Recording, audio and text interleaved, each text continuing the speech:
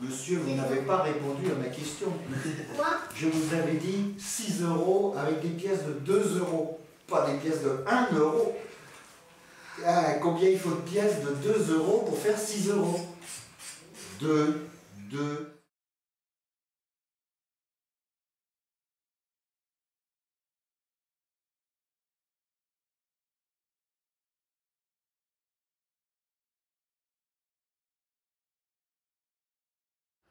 Dans ce 4e épisode, nous allons introduire d'autres termes de l'économie. D'autres termes de l'économie qui vont tourner autour de la production et de la consommation, mais de la production et de la consommation envisagées comme des fonctions économiques. Et cette notion de fonction économique va être mise un peu au centre de cet épisode. Qu'est-ce que le fonctionnalisme? Qu'est-ce que les fonctions? Souvent, l'économie nationale est présentée comme un simple système technique ou une grande entreprise. Par exemple, on entend souvent ce terme, l'entreprise France, c'est-à-dire quelque chose de non politique, un simple système de production d'utilité pour satisfaire des besoins naturels ou les besoins normaux des consommateurs. Mais il s'agit d'une image de propagande, une telle image de propagande qui peut être partagée même par les marxistes productivistes, par exemple, ou par les travaillistes, une telle image de propagande ne peut qu'égarer. Et interdire en particulier de comprendre ce qui est sans doute le problème central de l'économie, pourquoi comprendre, pourquoi l'opulence, pourquoi la surproduction coexistent avec la pire misère et parfois la faim mortelle. L'économie n'a pas pour objectif la satisfaction des besoins, n'a pas pour finalité le bien-être, elle a seulement pour but la mise en ordre indiscutable des populations, ce que nous avons cherché à introduire petit à petit depuis le premier épisode. Et cette mise en ordre indiscutable, on imagine que de cela découle naturellement le bien-être. C'est parce qu'on a réussi à mettre en ordre les individus que le bien-être va découler. Mais une telle mise en ordre est nécessairement inégalitaire.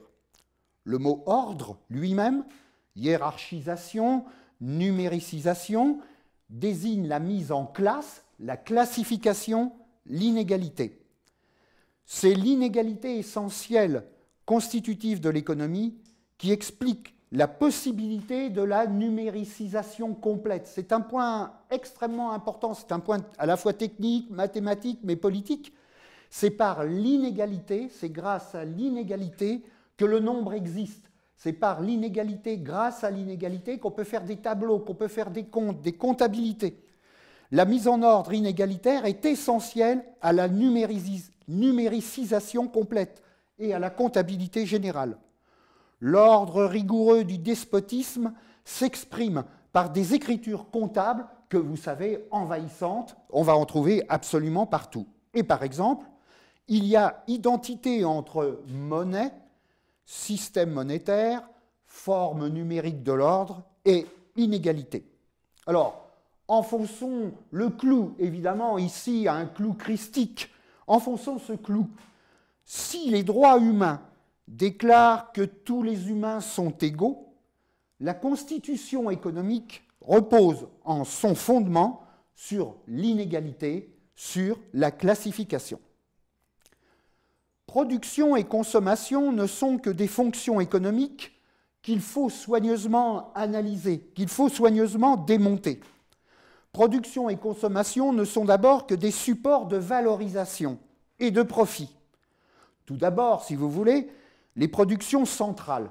Quelles sont les productions centrales? Les armements, les activités policières, par exemple, chômeurs, engagez-vous dans les CRS.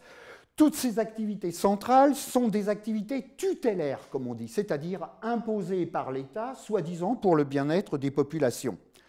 Nécessairement, je consomme du Dassault, je n'ai pas le choix. Et de fil en aiguille, de gadgets démilitarisés aux fringues locteuses des ateliers mortels, tous les biens deviennent petit à petit des consommations obligatoires. Vous savez du reste qu'un certain keynésianisme de la demande nationale est devenu très célèbre grâce à son slogan, qui avait été repris en son temps par George Bush, « La consommation est obligatoire et elle exprime le patriotisme des individus. Hein, vous vous souvenez, lors de la destruction des tours à New York, le président Bush était intervenu en disant aux Américains « Surtout ne vous arrêtez pas de consommer, continuez la consommation, c'est par la consommation que vous allez montrer votre force, que vous allez montrer votre détermination, que vous allez montrer que vous êtes prêt à combattre les terroristes ou n'importe quoi, bien entendu. » À partir de là, il est évident qu'il est aussi ridicule de parler de royauté du consommateur que de parler de marché libre. Dans des sections, des épisodes antérieurs, j'avais critiqué cette idée de marché libre. Ici, on retrouve exactement la même chose sous l'idée de royauté du consommateur. On sait bien que le marketing offensif complète l'autorité despotique, que la publicité, soi-disant apolitique, est une propagande massive pour une forme de vie économique. Le fameux consommateur royal est soumis à des ordres, des contre-ordres, du gaspillage recommandé comme dans les années 60, à la sobriété obligatoire dans les années 2000, du tabac obligatoire des années 60, au fait qu'il est interdit de fumer dans les années 2000, etc., etc. Et donc nous avons, comme une armée en déroute, des ordres, des contre-ordres, des modifications, mais que le consommateur va bien entendu suivre. La première grande mesure révolutionnaire serait, du reste, de remettre à plat l'ensemble des productions et des consommations, sans tenir compte des lobbies, des producteurs, des syndicats, pour débattre politiquement des utilités. Supprimer la mystique liberté de consommation pour mieux introduire l'autonomie politique. Fermer la surabondance outeuse des boutiques de fringues chinoises, vous savez, le modèle du supermarché au prix le plus bas, pour libérer du temps pour mener une vie. Refaire du collectif, rétablir des débats, là où il n'existe que des impositions autoritaires concédées à des corporations, voilà l'essentiel, à ce niveau bien entendu, contre l'économie, d'une mesure révolutionnaire. Le consommateur touriste qui se superpose aux travailleurs soldats, le contrôle caviardant le disciplinaire en le renforçant, est également un agent de la grande mobilisation productive, un simple rouage des circuits financiers. En une génération, on est passé de l'épargnant qui pouvait être criminalisé à l'endetté qui est, lui, soumis. Le consommateur à crédit, voire en faillite personnelle, est celui qui supporte le mieux l'intensification de l'autorité despotique. Le grand retour en arrière vers la monarchie libérale se fait par la royauté du consommateur. Si nous pouvions encore insister sur un point essentiel, nous parlerions encore et encore, comme je l'ai fait, mais il faut sans arrêt insister sur ce point, sur le rôle écrasant de la propagande. Marketing, publicité, com, pouvoir des lobbies et finalement, directement, propagande politique massive. On sait que la publicité ne sert pas à faire vendre des produits particuliers, des produits spécifiques, mais distille en continu une petite musique d'ambiance, le chant de l'économie, le chant de la valeur. Plus entêtant que les chansons des sirènes, ce chant compose la nouvelle musique religieuse de notre monde.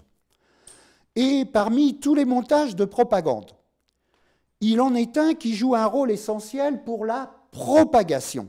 Alors, j'insiste un petit peu sur ce mot. Vous savez bien entendu que propagande signifie purement et simplement propagation de la foi. Donc, parmi les montages de propagande, pour la propagation du dogme économique, il en est un qui est très important, c'est le montage idéologique des oppositions imaginaires.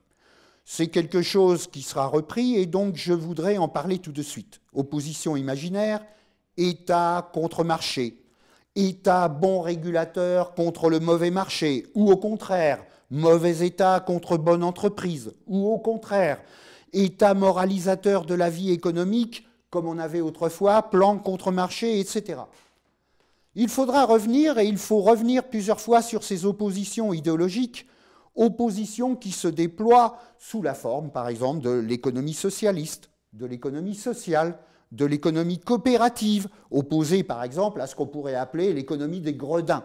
Bon, il faudra revenir sur ces montages pour bien comprendre ce que peut signifier sortie de l'économie. Car ces oppositions imaginaires, loin de fracturer l'économie, au contraire, l'unifient. Il faut casser ces oppositions imaginaires qui unifient l'économie. Comme l'économie solidaire, opposée à l'économie ville, mettons, de marché, qui peut ainsi cacher qu'elle n'est que de l'économie, avec tout l'appareil des comptes et des statistiques, il faut abandonner ces oppositions. Alors je voudrais glisser un petit mot d'actualité sur ces oppositions, et en particulier cette opposition imaginaire.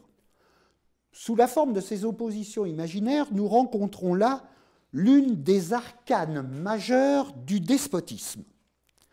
Car les conflits imaginaires, les oppositions dualistes fabriquées par le pouvoir, ces simulacres de guerre ont pour objectif de cacher la véritable guerre que le despote, avec ses Macrons, conduit pour obtenir la discipline, l'obéissance, la soumission.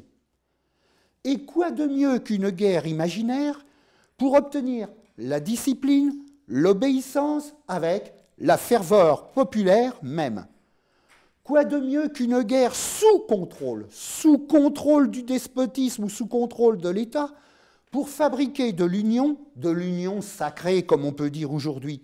Quoi de mieux qu'une mobilisation enthousiaste montée par la propagande du despotisme, qu'une mobilisation contre les barbares pour obtenir l'obéissance efficace, l'obéissance indiscutable? Non pas le modèle 1984 d'Orwell, qui est souvent réduit à quelque chose pour l'éducation morale et religieuse des collèges, monté contre un totalitarisme d'opérette. Non, mais plutôt le modèle de Philip Dick. Le modèle de Philip Dick de la vérité avant-dernière.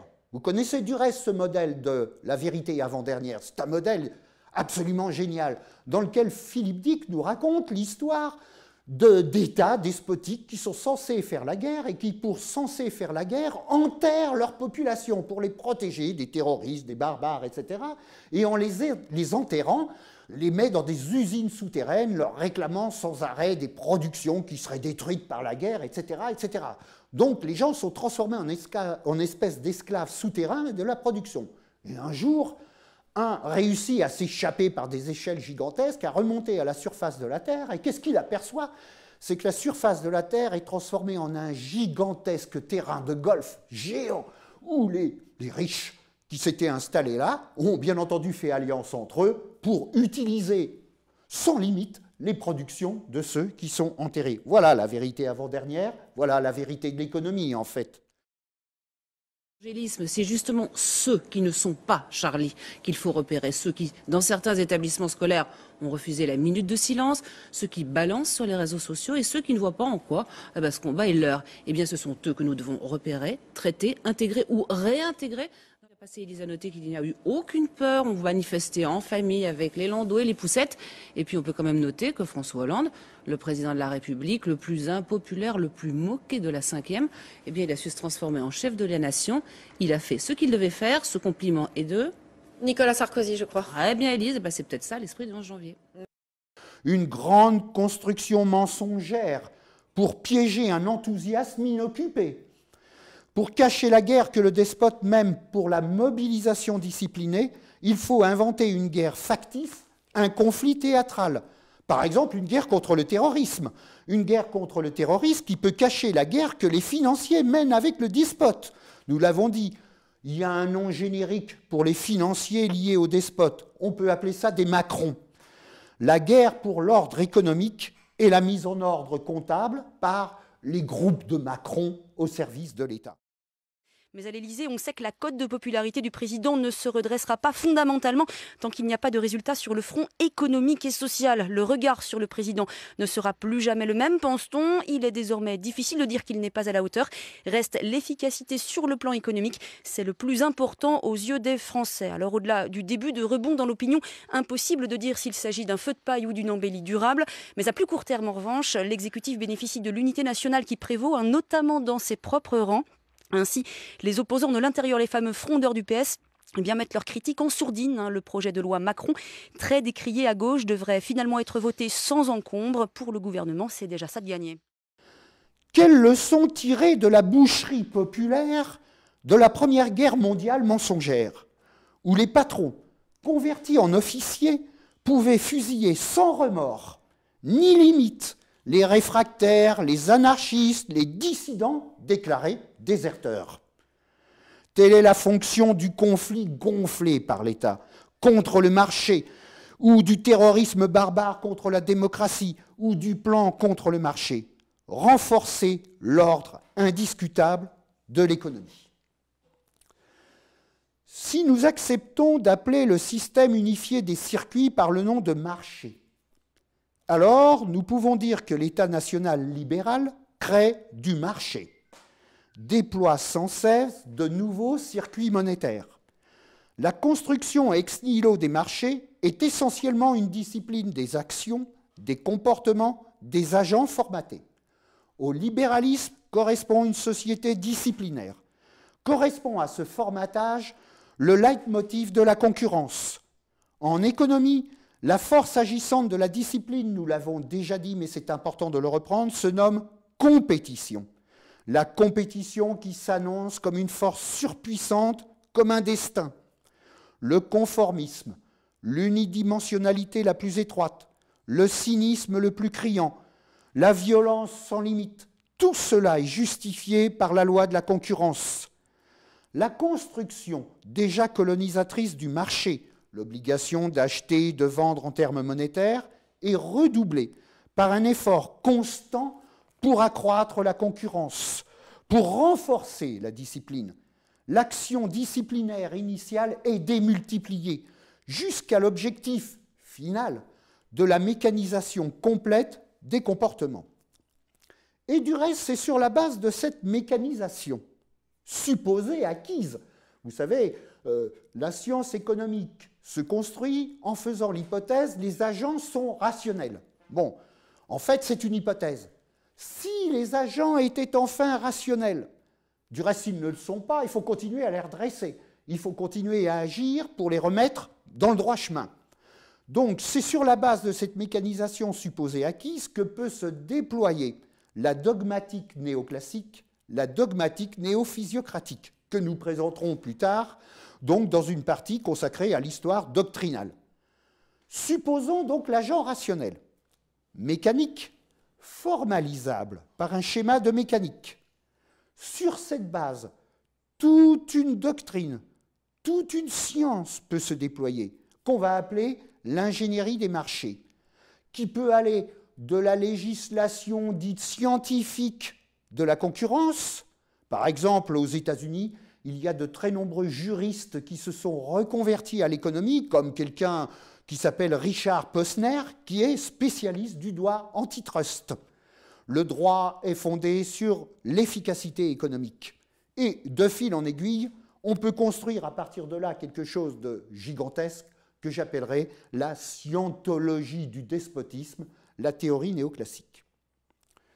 Scientologie qui est un discours de support, dont la fin cachée, en quelque sorte, est le diviser pour régner. Diviser pour régner, bien entendu, c'est quelque chose de très romain, c'est quelque chose de très ancien. Tous les pouvoirs despotiques se sont établis, se sont développés, déployés sur cette base. Mais ce diviser pour régner prend maintenant une forme élaborée, dynamique, celle des stimulations matérielles qui vont être formalisables en algorithmes de gestion. La science économique pourrait s'appeler police des incitations, police des stimulations matérielles ou encore police du contrôle des actions. La discipline du travail, pour générer des corps dociles, présentables sur le marché du travail, se redouble par une mise en compétition des travailleurs soumis pour renforcer mécaniquement l'ordre et l'efficacité. Et on espère que ces marchés, ainsi construits, j'ai beaucoup insisté sur ce point, donc j'y reviendrai aussi souvent qu'il le faut, Il n'y a pas de marché naturel, pas plus qu'il n'y a de loi naturelle en économie, ou ce que l'on appelle loi naturelle ou ce que l'on appelle marché naturel, ce sont des constructions, bien entendu des constructions qui vont permettre de promouvoir des trajectoires économiques rigoureuses. Telle est la signification du slogan libéral physiocratique. Laissez faire, laissez passer. Mais ne laissez faire que si vous êtes sûr que le faire est bien institué, bien ordonné, bien surveillé, bien contrôlé. Et encore une fois, les lois dites naturelles du marché ne sont que des lois juridiques qu'il faut sans cesse défendre pour maintenir le semblant d'ordre naturel qui divinise le despote. Comment se déploie la doctrine nationale libérale autoritaire des physiocrates et de leurs successeurs, Proudhon, Walras, les néoclassiques contemporains, les libéraux de l'école de Toulouse, etc. Supposons l'ordre régulier du marché considéré comme une loi naturelle. Posons donc que le mouvement régulier des agents soumis à la police économique est complètement contrôlé. Alors, dans ce cadre policier, nous obtenons une économie dite de marché mécanique. Voilà un point très important. La science économique correspond, ça colle, bien entendu, avec quelque chose qui est un ordonnancement policier et autoritaire du comportement des agents. Et à partir de là, dans ce cadre policier, le comportement des agents devient calculable, planifiable, mécanisable. Nous pouvons même en exposer mathématiquement. Voilà le gros mystère de l'économie. Comment ça se fait qu'il y a de l'économie mathématique? Comment ça se fait qu'il n'y a pas de la sociologie mathématique? Eh bien, la différence, elle est très claire. C'est que l'économie n'est pas une science au même titre que la sociologie. L'économie ne décrit pas ce qui est. L'économie, bien entendu, va nous prescrire la manière dont nous devons nous comporter. Et si on fait l'hypothèse que les gens se comportent bien, se comportent selon les critères économiques, alors, à partir de là, on peut les réduire à des équations, on peut les réduire à des systèmes mécaniques et mathématiques, ce que l'on appelait autrefois le plan. Nous disposons des algorithmes de fonctionnement, nous disposons des équations, etc. Supposons que nous possédions le plan du marché, sa théorie mécanique. Il est alors possible, à la manière des ingénieurs, de déployer une ingénierie politique à partir de cette théorisation mécaniste. Il est important ici de faire une petite note, si vous voulez, sur le rôle crucial des corps d'ingénieurs. En particulier, je ne vais prendre que la France, mais on pourrait se déplacer aux États-Unis. Les grands économistes américains venaient souvent de ce qui est l'école navale américaine, c'est-à-dire c'était des officiers de la marine américaine, de la marine militaire américaine. L'école navale existe aussi en France, donc produit des officiers de marine, etc., mais de la marine militaire. Bon. Donc par exemple, l'un des premiers prix Nobel, Paul Anthony Samuelson, était un ingénieur de la marine américaine, était un ingénieur de la marine militaire américaine, bien entendu. Bon, voilà. Venons en France. Si vous voulez, en France, vous avez quelque chose qui est le corps des mines. Qu'est-ce que c'est que le corps des mines? Vous voyez la notion de corps qui est extrêmement important. J'ai parlé ou je vais parler de corporatisme ou de choses comme ça. Ici, nous avons quelque chose de très très fort. Le corps des mines, vous savez, les grands dirigeants des méga-entreprises en France sont tous des X-mines, Polytechnique mines. Vous faites la liste. Le who's who des grands directeurs d'entreprise, ils sortent de Polytechnique, ils ont fait les mines à partir de là.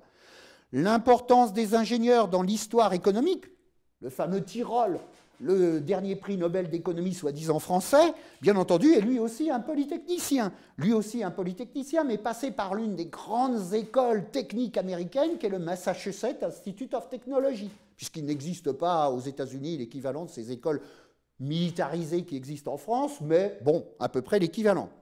Mais tous les grands néoclassiques étaient des ingénieurs, en particulier à partir de Pareto. Pareto lui-même était ingénieur, mathématicien et accessoirement fasciste. Comment construire un marché? Comment le réguler? Comment obtenir le plus de compétition? Comment inciter les agents à produire plus, etc., etc. Voilà. Comment parler de démocratie dans un tel monde économique où le formatage des actes est tellement poussé qu'on peut le réduire à des équations mathématiques? C'est ça, je veux dire, qui est important à comprendre en économie. Comment l'économie mathématique est-elle possible? Eh bien parce qu'on a réussi à pousser le formatage, le contrôle, la discipline à un tel point que les individus sont effectivement des petits objets mécaniques. Le formatage a été si poussé que le despotisme de la fabrique, accepté comme une nécessité technique, a été étendu par homothétie à l'ensemble de la société. Vous savez que dans les années 60-70, cette homothétie, cette extension du despotisme de la fabrique à l'ensemble de la société s'appelait usine universelle, social factory, etc., etc. L'ensemble de la société était devenu une usine, ce qui veut dire un énorme système, bien entendu, disciplinaire. Tout le projet néoclassique, qui est un projet néophysiocratique, de la planification par le marché, repose sur une police économique méticuleuse. L'idée libérale autoritaire de la primauté des règles. Il faut d'abord respecter les règles du jeu. Respecter les règles du jeu, c'est essentiel. Et on va nous dire, c'est comme le foot. Les joueurs de foot dans les équipes différentes, ils ne jouent pas avec des règles différentes. Ils respectent les règles du jeu. Il y a des arbitres, il y a des surveillants, il y a tout ce qu'on veut. Eh bien, l'économie, c'est la même chose. Hein. Vous savez que c'est la raison pour laquelle le sport est tellement lié à l'économie et qu'on ne sait plus très bien si c'est l'économie qui est sportive ou le sport qui est économique. Enfin bref, on est dans un même monde d'organisation, de règles du jeu, etc. Donc l'idée libérale autoritaire de la primauté des règles est tout à fait contradictoire avec l'autre idée libérale économique, que l'économie de marché serait le royaume de la liberté, voire le royaume de la démocratie. Car tout repose en dernière instance sur l'autorité de l'État, sur l'autorité du despote, sur son autorité morale, sur la croyance que son ordre, son autorité va apporter le bien-être à tous. Alors, vous savez que ceci est un vieux leitmotiv que l'on trouve par exemple dans les premières républiques capitalistes italiennes, dans lesquelles on pouvait avoir des fresques, dans lesquelles d'un côté il y avait la fresque de l'ordre et de l'autre côté la fresque du désordre, de l'anarchie par exemple, ou du chaos. Dans la fresque de l'ordre, on voyait les blés qui germaient, les femmes qui enfantaient, les hommes gras et dodus, les poules qui faisaient des œufs, enfin, vous voyez, toutes sortes de choses qu'on pourrait appeler croissance économique. Et puis, dans l'autre fresque qui pouvait être en face sur les murs, dans la fresque du désordre, alors on voyait une terre noire, où on voyait la mort qui rôdait, où on voyait les oiseaux qui tombaient force parce qu'ils n'avaient plus rien à manger, etc., etc. Il y avait vraiment, par le dessin, première forme de propagande, bien entendu, il y avait vraiment par le dessin l'idée selon laquelle la croissance, la richesse, le bonheur, c'est l'ordre. Voilà, tout tient dans l'ordre.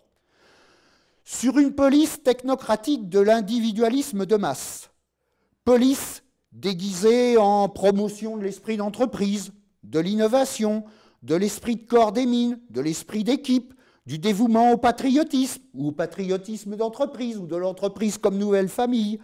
Sur une telle police démocratique se bâtit un énorme discours mensonger qui parle de démocratie. Produire la guerre de tous contre tous, la compétition régulée. Pour masquer la guerre que mène le despote contre son peuple, pour discipliner les hérétiques, voilà l'objet de l'économie. En ce sens qu'il pense que l'économie est autonome. L'économie échappe à tout. L'économie échappe à tout contrôle. L'économie fonctionne d'elle-même. L'économie autonome veut dire se fixe à elle-même ses propres lois. Alors, puisque ça veut dire que l'économie se fixe à elle-même ses propres lois, je vous laisse réfléchir.